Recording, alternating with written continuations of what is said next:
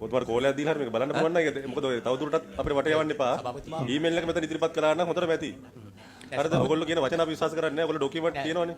ඒ document ඉදිරිපත් කරන්න. සභාපතිතුමා මම ඒකට ඒ නිසා දැන් මේ අපේ සභාපතිතුමා දැන් කාරණේ A to Z ලැබුවා. හරිද? ඒ නිසා අපේ රටේ හැමදාමත් උනේ රටකට අර්බුදයක් කියලා කියන්නේ අවස්ථාවක්.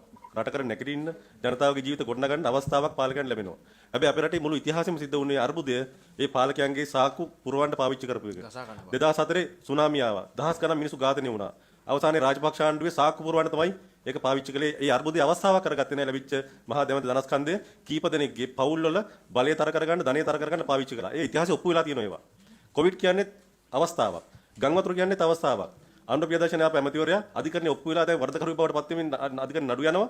ගං වතුරේදී ඒ ලැබිච්ච තමන් වෙන් කරගත්තු මුදල් අයථා ලෙස පාවිච්චි කළා. ඒ නිසා ගං වතුර අර්බුදයක් අපේ රටේ පාලකයන්ගේ සාක්කු පුරවන එකක්.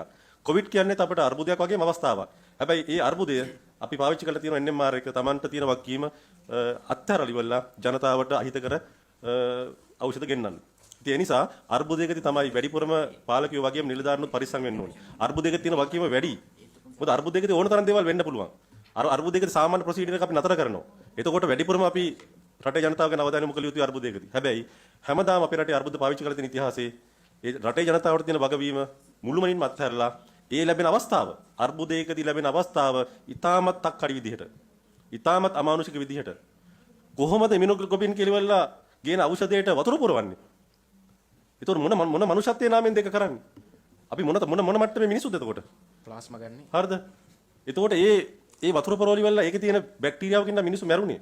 ඒතකොට ඒකත් ඇමතිවරු, ඒ ලේකම්වරු. ඒතකොට මේ ප්‍රොසෙස් එකෙන් තමයි ඒක ගිහිල්ලා තියෙන්නේ. ඒතකොට මියගේ ජීවිත ගැබිනි අම්මලා දෙන්නෙක් මැරුණා. ඔබතුමාලා පිළිගත්ත 27 දෙනෙක් ඇස්සන්ද වුණා කියලා. හරිද? ඒ නිසා හැමදාමත් අපේ රට ඉතිහාසයේ උනේ අර්බුදය අවස්ථාවක් කරගත්තා. ඒ තියෙන රෙගියුලේෂන් උල්ලංඝනය කරලා තමන්ගේ සාක්කු පුරව ගන්න. ඒ වගේම අතන ඔබතුමා මතු කරපු කාරණේ පිළිබඳ එකඟ නැහැ. එකඟ නැති වෙන්න හේතුව තමයි ඔබතුමා කියනවා නම් මේ ඇසෙස්මන්ට් එකක් කරුණා කියලා. එහෙනම් මොකටද WR කමිටියක් සහ ඒ විශේෂඥයෝ එතන ඉන්නේ? මෙතන ෆාමකොලොජි සම්බන්ධ විශේෂඥ වෛද්‍යවරු ඉන්නවා. එක ශේෂ්ත්‍ර ළමා රෝග මේ එක ශේෂ්ත්‍ර ගන්න නේ. ජින්නොප්ස් වල හැම ශේෂ්ත්‍රයක් සම්බන්ධ විශේෂඥ වෛද්‍යවරු නේද? ප්‍රොෆෙසර්ස්ලා ස්පෙෂලිස්ට්ලා වලින් තමයි මේ කණ්ඩායම හදලා තියෙන්නේ. එහෙම කණ්ඩායම මොකටද? ඔබතුමා කියන විදිහට ෆාමසිස්ට් බැලුවා නම් හරි මොකක් හරි මේ කැසෙස් වුණා නම්. එක දෙවෙනි එක මෙතන ගත්තම මේ ලියාපදිංචිය 22 වසරේ ලියාපදිංචිය නිදහස් කිරීමේ සහතික නිකුත් කිරීම. මේ ලිස්ට් එක බැලුවම ඖෂධ ලිස්ට් එක බැලුවම මේ දැන් මේ මොකටද මේ ඩ්‍රග්ස් ගෙන්නවන්නේ දැන් මේ මූලිකම අරමුණ තමයි මේක ඉමර්ජන්සියක් ලෙස සැලකලා ජීවිත ආරක්ෂාවෙන්. ඒතකොට අඩු ගන්න මේ මාසයකට මේ ගේනවා නම් මේ මොහොතේ ඔය තියෙන අර්බුදයක් තිබ්බනම් අනිත් ඒ කියන්නේ මේක ගෙන්නව ගන්න ඕන වෙලා තියෙන ජීවිත ආරක්ෂක ඖෂධ ටික. මොකක් හරි සාධාරණයක් ගන්න පුළුවන් ඒ ජීවිත ආරක්ෂක. දැන් මේ ගෙනල්ලා තියෙනව සමහර ඒවා ගත්තොත් දැන් මෙතන සමහර ක්‍රීම් වර්ග තියෙනවා. හරි? සවතුමා. මොමෙටසෝන් ක්‍රීම් එක. සවතුමා. ඇතුළු දැන් මේ අත්‍යවශ්‍ය ජීවිත පිළිබඳ ප්‍රශ්නේ. ඒකට ගන්න ඩිරෙක්ටර් බෝඩ් එක ගන්න ග්‍රෑන්ඩ් මොනාච්චගේ කාලා පොඩි වෙන ෆන් එකකුත් එක්ක තමයි ඩිරෙක්ටර් බෝඩ් එක ගන්න. මම කියන්නේ ඒක ලැජ්ජයි නේ. අධ්‍යක්ෂක මණ්ඩලයේ අනිත් සමාජිකයොත් ප්‍රොටෙස්ට් කරන්න තිබ්බා යන්නේ නැතුව. එතනට. අංක 1ට කරුම ඔව් නමුත් ඒක අවසානයේ ඩිරෙක්ටර් බෝඩ් එකනේ. ඔබතුමාලා මේ කාරණාවල තියෙනවා අර මෙහෙම ගන්න බෑ. ඒ කියන්නේ මම ඔය බෝඩ් මීටින් එක සම්බන්ධව අපිට දැනෙච්ච එක තියෙන්නේ 100%ක් නිවැරදි නෑ ඔබතුමාලා කොහොම කිව්වත්. හරි? ඒක get together එක ඒක තුල මේ බෝඩ් මීටින් එක ගන්න එක ඉවලේ මම හිතන්නේ බෝඩ් එක විදියට මේකට එකඟ වෙනවද නැද්ද කියන තීරණය ඔබතුමාලා සතුව ගන්න තිබ්බා නිවැරදිවම ඈ දැන් ඊමේල් එකෙත් නැහැනේ තිබුණා. ඒක කලින් ප්ලෑන් කරපු එක. කලින් ප්ලෑන් කරපු එකක් ඒක තිබුණා. දැන් මොකද එන 29 වෙනිදා තියනවා කියලා එව්වේ පෝස්ට්පෝන් කරා කියලා අර ඉස්සෙල්ලා කිව්වේ බෝඩ් ඔෆ් ඩිරෙක්ටර්ස් නේ. get together එකක් නෙමෙයිනේ. අපිට මොකක් කරේ නොතේරෙන කමක් නෑ මේ. ඔව් ගණ කඩගත්තුමේ අදහසක් තියෙනවනේ. ඒතර මේ මුදල් කිව්වේ කොහෙන්ද? get together කලින් ප්ලෑන් කරලා තිබිච්ච එකක්. ඔව් 29. එදාට ඒකට කලින් තමයි මේක ෆික්ස් කරේ. ඔය ඒක තමයි. get together එක ඉස්සර ඉඳන්ම කලින් 29 දෙසැම්බර් 29 කලින් ප්ලෑන් කරලා තිබිච්ච එක. ඔබතුමාලට සහ රටට දැනගන්න ඉතා වැදගත් කාරණිකුත් තියෙනවා. දැන් අර ඉමුනෝග්ලෝබින් කතා මතු කරපු නිසා මේවා සිද්ධ වෙච්ච ආකාරයේ තියෙන ගැටලු සහගත බව අපිත් පිළිගන්නවා. NMR එක 2023 4/18 ඔය කියන අයිසොලේට් බයෝෆාමා ඔය කියන පළවෙනි විත්තිකාරයාගේ සමාගමට GMP සර්ටිෆිකේට් එක දීම ලිඛිතව ප්‍රතික්ෂේප කරනවා. එතකොට මේ ප්‍රතික්ෂේප කළා තියෙද්දි තමයි බෙහෙත් යන්නේ. ඒතර මේ අධ්‍යක්ෂ මණ්ඩලයේ සමහරක් කරන්න ඕන දේ කරලත් යටින් වෙන දේවල් සිද්ධ වෙලා තියෙනවා. ඊට හොඳම උදාහරණ මේක. මේ ප්‍රතික්ෂේප කිරීම තියෙද්දි තමයි බෙහෙත් ගෙනලා තියෙන්නේ.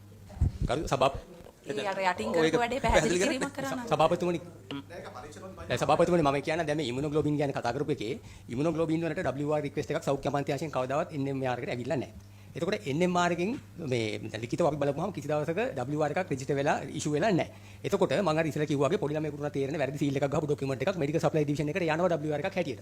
එතන හිටපු නිලධාරීන් ඒක ෆයිල් කරගෙන ඒ බෙහෙත් බාර ගන්නවා. මෙතන ප්‍රශ්නේ තියෙන්නේ බයෝෆාමා එකට ඉන්දියාවකට ගියාම ඕඩර් එක. මේ බයෝෆාමා එකට ගියාම NMR සර්ටිෆිකේට් එක ඕන වෙන්නේ මොකටද? රේගුවෙන් මේක ක්ලියර් කරගන්න. එතකොට කවදාවත් රේගුවෙන් බඩු ඇවිල්ලා නැතුව ජායලෙන් එනවා මෙඩිකල් සප්ලයිස් වලට බඩු. ඒක තමයි අපිට මම මේ හෙට දවසේ මේ ප්‍රශ්න වෙන්නේ නැති වෙන්න තියෙන සහතිකය මොකක්ද කියලා අපිට බලන්න වෙනවා. ඕකේ. ඇත්තටම මෙහෙමයි. අපි මේක කාලයක් කිවිලා යන නිසා දෙන්න මේ බෙහෙත් ගැන වටිනාකම දැන් ඔබතුමා කිව්වා මේ බෙහෙත් වල සමහර ඒවා ඇයි මේ සමහර ලයිෆ් සේවිං ඩ්‍රග්ම මේ එසෙන්ෂියල් මේවාද ආවද නැද්ද කියලා. මාර්තු මාසයේ 17 වෙනිදා තිබිච්ච බෝඩ් මීටින් එකේ මෙතන තියෙනවා 89.26 වල doctor Pradeep Kumarasinghe de Silva doctor Kausala Karunaratne and Chathura Mohotti ගෙදරව in opinion that there should be a list of definite essential and non essential drugs මේක ක්ලැරිෆයි කරගන්න කියලා. කියන්නේ අපි ඊටම වකීම කටයුතු කරලා දෙනවා. මෙතනදී අපි කියනවා මේ දිගට මේක යන නිසා මේ මෙතන කියලා තියෙනවා ප්‍රදීප් කුමාරසිංහ කෞසල කරුණාරත්න ડોක්ටර්ස්ලායින් මමයි මේක ක්ලියර් කරගන්න කියලා. කියන්නේ අපි බැලුවා හැම වෙලේම මේ කියලා තියෙනවා මේ එන ලිස්ට් ඒවා. මේ ලිස්ට් ඒවා ඇත්තටම essentialද කියලා. මේ බෝඩ් මිනිත් වල තියෙනවා මේවා. නෑ ඇත්තටම මේ මෙතන මම දන්නේ මට අපිට පුජ්‍යලික නෙමෙයි මම අහන්නේ ඔබතුමාලා දැන් ආයතනයේ දැන් ප්‍රධාන විධායක නිලධාරිය තමයි. හරි සභාපති හරි තමයි මොකක් හරි මේකේ. හැබැයි දැන් මේවා මිනිත්ස් වල මේවා දැන් එහෙම කරාම මිනිත් එකේ දාලා තියෙන එක විතරක් නෙමෙයිනේ. මේක ප්‍රැක්ටිකලි ක්‍රියාත්මක වෙන්න බෑනේ. දැන් මොකක් හරි වුණාම බෝඩ් එකේ බෝඩ් මීටින් එක ගන්නෙම ඩිස්කෂන් එකටනේ. කලෙක්ටිව් ඩිසිෂන් එකක් නම් අඩු ගානේ කලෙක්ටිව් ඩිසිෂන් එක මොකක් හරි ක්‍රියාත්මක වෙච්ච විදියක් එපෑ.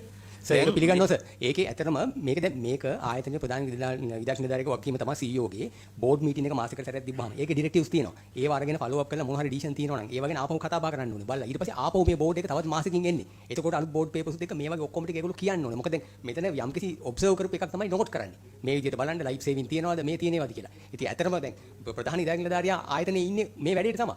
මේ වැඩේට කාර්යභාරය ඒක. ඔව්. ඉතින් මේ තව ඉතින් කොච්චර මේකේ තියෙන පොඩි ප්‍රශ්නයක් ගන්න සබතුමනි.